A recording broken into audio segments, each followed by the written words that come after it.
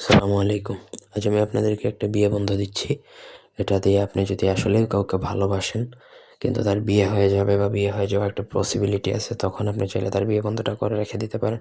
কিন্তু শত্রুতা করে কারো বিয়ে বন্ধ করবেন না। এটা খুবই খারাপ একটা জিনিস। এটা বিয়ে বন্ধ বা শেওড়া বন্ধ নামে পরিচিত। তো এই বিয়ে বন্ধ করার জন্য প্রথমত আপনার তার ছবি প্রয়োজন বা তার ব্যবহৃত কাপড়ের প্রয়োজন। বিস্তারিত ভিডিওটাতে আমি বলে দিচ্ছি। তার আগে বলে রেখে আমার চ্যানেলটা সাবস্ক্রাইব করবেন, লাইক, কমেন্ট, শেয়ার করবেন। ব্যক্তিগত যে কোনো প্রয়োজন বা যে কোনো কাজের জন্য স্ক্রিনে দেওয়া নাম্বার আছে, সরাসরি ফোনে, হোয়াটসঅ্যাপে কিংবা ইমোতে যোগাযোগ করে যে কোনো কাজ করাতে পারবেন, দেশে কিংবা দেশের বাইরে থেকে। তো প্রথমত তার ব্যবহৃত ছবি বা ব্যবহৃত যে কোনো একটা কাপড় ধরে নিলাম আপনার কাছে আছে।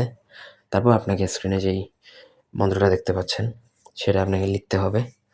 ওই তার ব্যবহৃত কাপড়ের মধ্যে অথবা তার ছবির মধ্যে এই মন্ত্রটা শুধুমাত্র লিখতে পারবেন হচ্ছে কেশরের কালি দ্বারা। অন্য কোনো কালি দ্বারা লেখা যায় না। কেশরের কালি দ্বারা লিখলে তবেই কিন্তু জাগ্রত হবে। কেশরের কালি দ্বারা লিখবেন।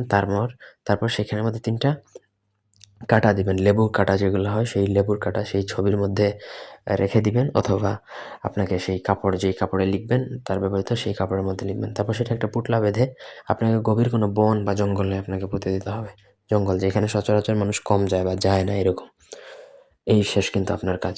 এটা পোঁতার পর কিন্তু তার বিয়েটা বন্ধ হবে, এবং এটা ততদিন বন্ধ থাকবে যতদিন পর্যন্ত সেটা এখান থেকে না উঠানো হয়। এখন সেটা সে সরাসরি ফিজিক্যালি কেউ গিয়ে উঠাক, অথবা জিন চালান বা যাদের চালানের মাধ্যমে বা দেহদানব চালান করে যদি কেউ উঠায়, তখনই কিন্তু তার বিয়ে হবে। এর আগে কিন্তু যতই চেষ্টা করা হোক না কেন, তার বিয়ে কিন্তু বন্ধই থাকবে। কোনোভাবেই কিন্তু হবে না, যতই ট্রাই করুক না কেন।